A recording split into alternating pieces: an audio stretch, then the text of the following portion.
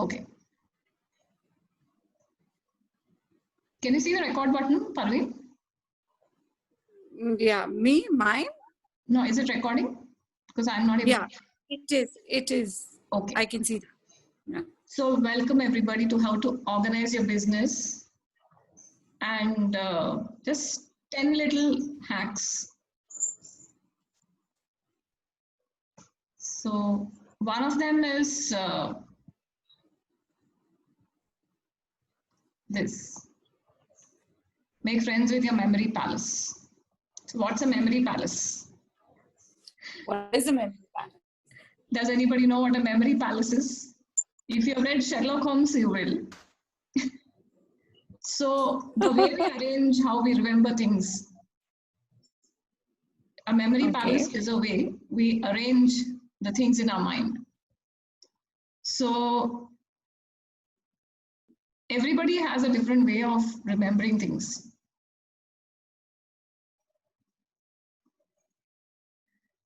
So give me examples of how you remember things. Let's say women in kitchen and men in kitchen. How would you remember things? So I'm a very visual person. I remember things visually very much. Okay. Yeah.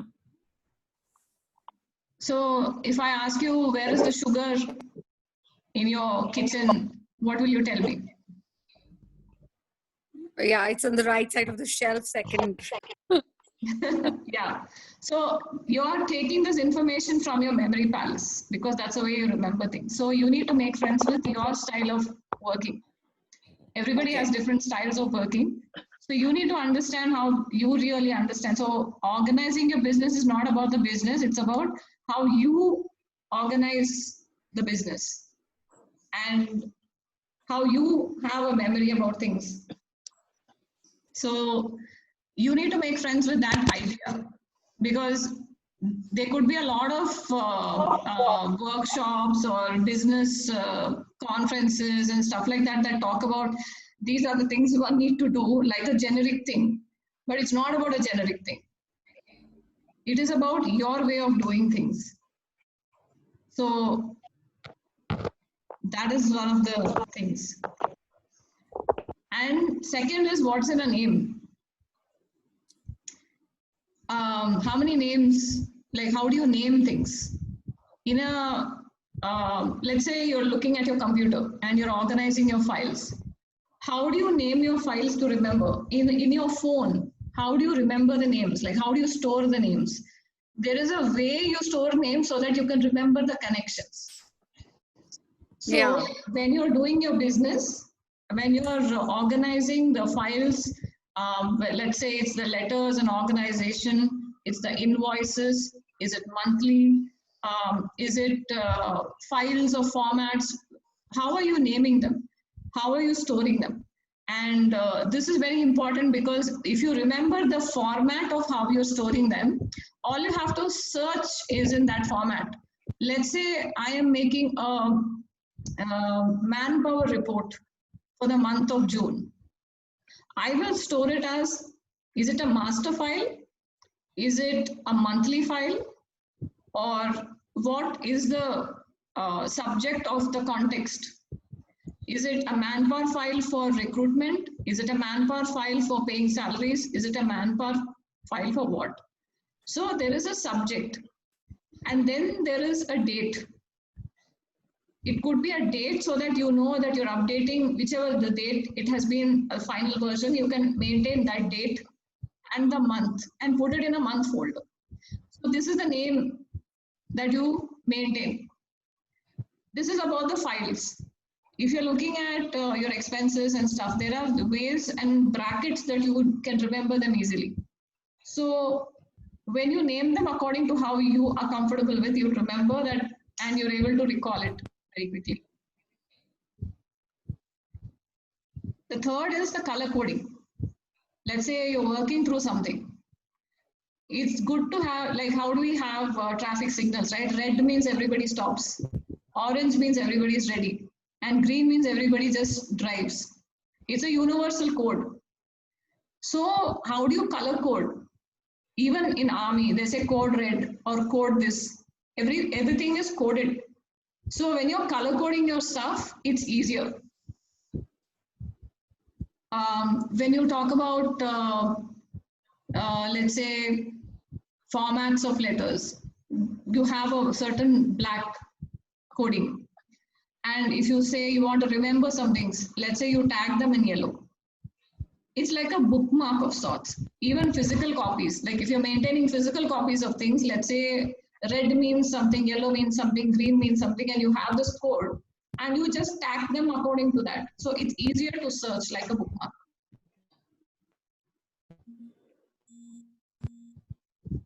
And then there's the pictures.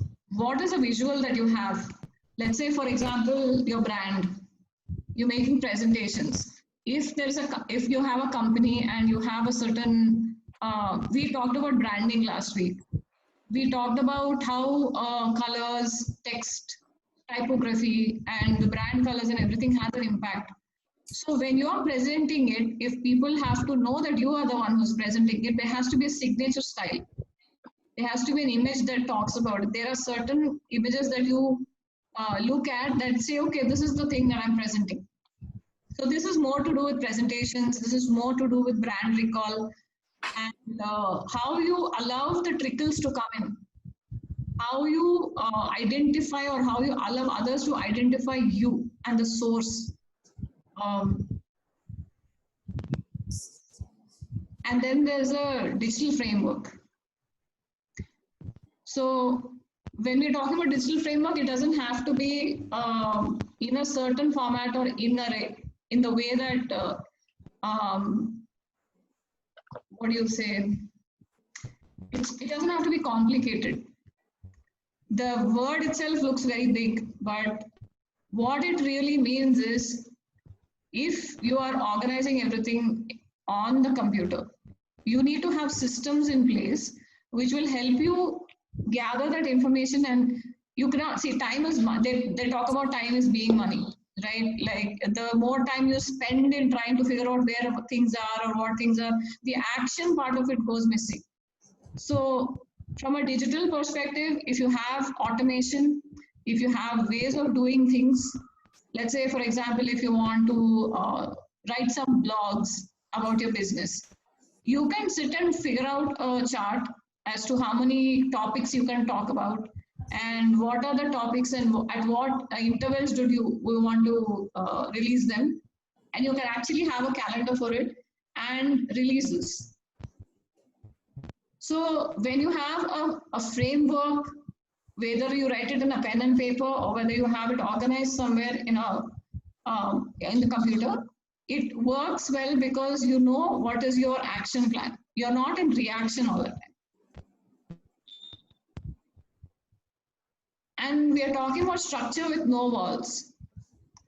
So when we say structure and then with no walls, we're talking about visibility. We're talking about its ability to change its structure as per the need of the hour.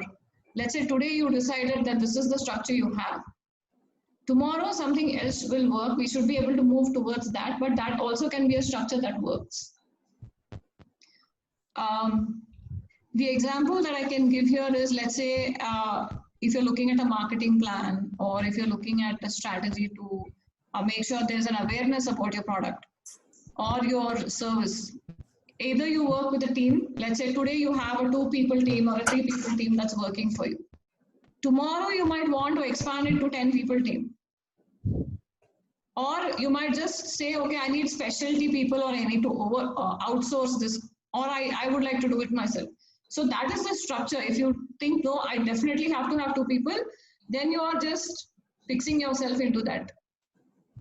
You're not allowing a new idea to come in. You're not allowing a new necessity of that situation to work through. So, and projections in writing is the other one. It's like when you sit down, you can just sit and write, okay, this is what I'd like to do, or this is what I'd like to do, and organize that and say, okay, which one do I need to do first? Which one do I need to do second? and have a plan for a year. You don't have to really, you won't be able to really take an action on the 1 year plan, but you can you have a measuring scale that, okay, this is the year plan that I'd like to do. Now, what am I really doing month on month or week on week? Am I deviating? If I'm deviating, do I have a reason for deviating, and document it. When you document it, you'll know your line of thought. You can't remember everything all the time. So when you're actually writing it down and you maintain that, not just the projections, but a follow-up of what is the action plan, what happens is you have a track. Okay, where is the original idea? How did it develop and where did it go? Now, if you want to go back to the original idea, you still have the plan. It's not out there in the air. And checklists. Let's say we're talking about sending mailers to people. You have different kind of mailers that you send. Before you send the mail, check, did I put the subject? Did I attach the document? Did I do a spell check? Is it the right context? Are all the people marked? What are the requirements to send an email to a group of people? If you have checklists, sometimes you're busy. You just have to do it immediately. You may not remember everything mentally. So when you have a checklist, before you send the mail, you just go and check it and check, and then do the action so that it is error-free. Otherwise, you'll end up spending more time doing corrections and stuff like that if you don't have checklists. And these are simple things. Like, it is good to have this so that if you are not there to do it and you have to instruct somebody else to do it, you can always say, follow the checklist and do this activity. So the process is in place. So you're making yourself redundant. Whether you are there or not, that action will happen the way exactly how it's supposed to happen. It will be easy to supervise.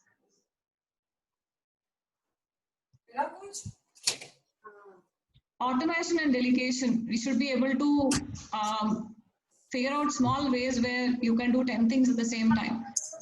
In a fast-paced world, we'd like to slow down. Yet sometimes there are so many things that we'll have to multitask. So the things that we can actually automate and delegate, if we are able to do that, we can focus on what we really like to do.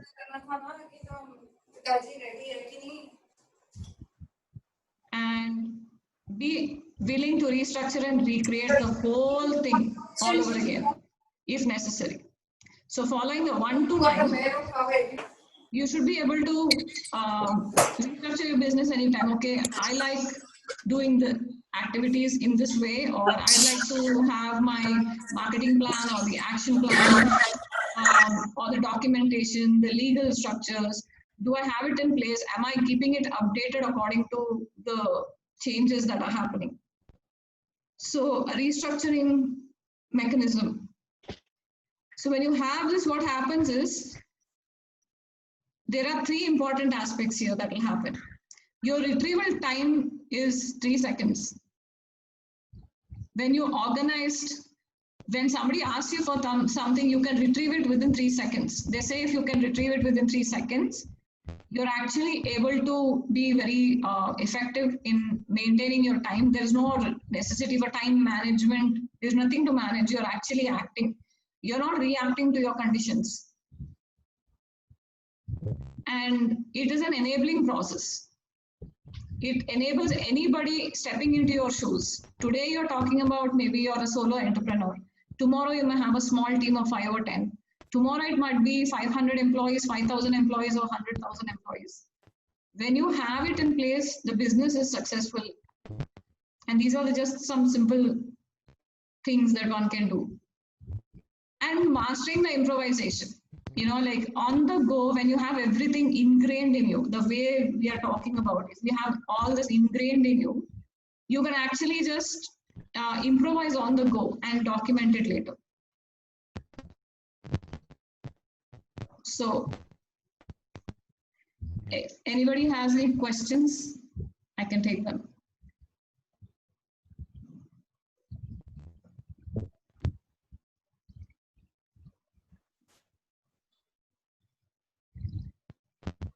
Any questions? Not really questions, but yeah. So I need to have a checklist of all the things that you've just said. Yeah, this is going to be there online. I can send you this. Yeah. The reason I do the presentation and keep it out there is so that people can again look at it and make notes. Yeah. So did anything go over your head, or was it simple and okay? Okay. Yeah. So basically, what we do is when we are doing a business, we'll start off, we'll first try to create, okay, this is the work I'd like to do. And then we just start creating. We start acting upon it, but we don't document the things that we have acted upon. So when somebody asks you, okay, what all work you have done, we don't have a profile which talks about what work we have done if we have not documented it. So tomorrow, when there is a PR request coming from somewhere, the way that you have worked and you have reached a lot of people, suddenly now they want to talk to you and they want your profile. Now you don't go back and gather information. As you go and do, if you maintain that simultaneously, the day somebody asks you, you can just send it. So when you act, the difference between acting upon it immediately and acting about it after 1 day or 2 days is the speed of which the request has come will get a little, what do you say, tepid. Thanda pad jata hai. And if somebody is asking you and we respond immediately, the action of that you will not be shortlisted as second or third because you're the first one to act. So that is going to be your strong point when you are in business. It's like, oh, if I ask this person, then I'm going to get immediate information, and tomorrow I'm looking at a long term. Like if there's a media and media comes to you and you get back to the media immediately, the chances are that word of mouth will spread that, you know, if we had 2-3 speakers and we had to approach someone, you have a reputation of responding quickly. Then the chances of you being called more times is there. Into public spaces, into talking arenas, into things where you seem to be one person who's very effective, even if you are doing a single person doing everything or having a team or not. So that way, the effort that you're putting into your business, it now is up to the others to bring the momentum in. So that's why organization, even though it feels a bit hectic in the beginning when you're doing it because it's new, it's fundamentally fun because once it's in place, it's in place. True. So that's how it helps. When you're doing it, it is really like, okay, I have to do this. There's a lot of checklists to do. So I can right now tell you, like, one, as a person, you need to have your profile with the work that you've done. Even if you're starting your work, you have your education or you have the life that you've left from 0 to whatever the age. Now, be it a 1 page, be it a 10 page, we need to understand where we are delivering it. Then the line of services that you're doing, if you have a list of services or a brochure, then when somebody asks you, it's immediately available to be given. So the possibility of it being bought because you have a menu card is there. Now that is where the website comes into picture with an online shop so that there's a call to action. We are not, the difference between having a website with just the information of your services and having buying on your services is when there's a buying proposition, now they're not postponing the decision to buy. The decision is being made right now. So how we present it out there will actually make a difference to what we are doing. So then if you, let's say, have people you're hiring, there is a certain regulation for hiring. Like if you're giving them a breakup of a salary or something like that, it helps to have a standard format of that with you. Are you hiring them as a consultant, or are you hiring them as an employee, or are you hiring them as a contract? Everything has a legal format. If you have formats available with the terms and conditions, although it looks very serious matter, it helps because on paper, see, when you talk, there is a shake and deal. good. But when you write it on paper, it becomes legal. People can proceed legally. So you need to have your things in place on paper as well. When somebody asks you for some details, you should be able to give it to them quickly. Otherwise, what will happen is there'll be another task and another task that will come, and you'll postpone the actual action and revenue generating task because it's not ready. So we need to have whatever is the revenue generation to be available in handy, so that whatever your line of business, whether you're a doctor or an actor or a writer or an entrepreneur or anybody, it helps to have a little bit, so that there is a certain amount of not control, but there's a certain amount of confidence you have that, okay, I know what I'm doing. Even if you have a low day, you will just know that, okay, things are in place. I may be low, but the documents or the processes or the functions of it is there for me to lean on them. So this will help on the day you're actually down to dumps and say, oh, today I don't want to do anything.